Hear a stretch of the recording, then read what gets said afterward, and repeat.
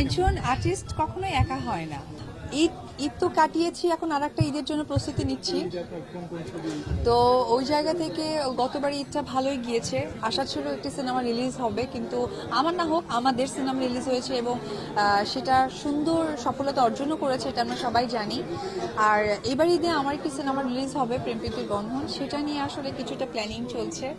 তো ঈদ আসলে রোজার ঈদ এবং কোরবানি ঈদ এতটাই পাশাপাশি হয়ে যায়, ওই ঈদের রেশ কাটতে না কাটতে আরেকটা ঈদ চলে আসে, এটা খুব ভালো লাগে আমার কাছে। প্রেমপ্রীতির বন্ধন সিনেমাতে আমার চিরচারিত উপবিশ্বাসে যেমন ক্যারেক্টারগুলো থাকে রোমান্টিক, তো আমার কাছে মনে হয় অনেক সুন্দর একটি সিনেমা হয়েছে।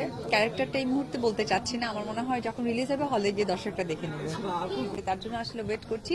আর তাছাড়া আমি সোশ্যালে অনেক বেশি আছি, যেমন আজকে একটা প্রোগ্রামে লঞ্চিংয়ে এসেছি, এরকম অনেক ওপেনিং, অনেক ব্র্যান্ডের সাথে আমি যুক্ত হয়েছি, এটাই আমার ব্যস্ততা।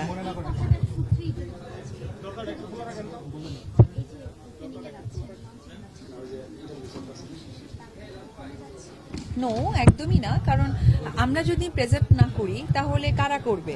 আর আমরা তৈরি হয়েছি কি শুধু বড় ফ্রেমে বন্দি থাকার জন্য?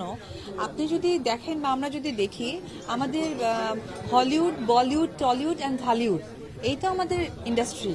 তো সেইখানে আপনি দেখবেন যে যারা প্রমিনেন্ট আর্টিস্ট বা যাদেরকে দর্শক ভালোবাসে, যাদের কথা শুনতে ভালোবাসে, তাদের কাছ থেকে যদি কোনো প্রোডাক্ট পাই, তৃপ্তি বোধ করে। যেমন ছোটবেলাতে আমরা একটা ব্র্যান্ডের লিপস্টিক দেখতাম, টিভিতে অ্যাড দেখতাম। তো দুর্গাপূজা বা কোনো ফেস্টিভ ডেগুলোতে যখন বাবা মা এসে আমাকে বলতো তোমরা কি কিনবে, আমরা টিভিতে দেখে কিন্তু ওটা মেনশন করে বলতাম যে না ওটাই আমাকে নিতে হবে।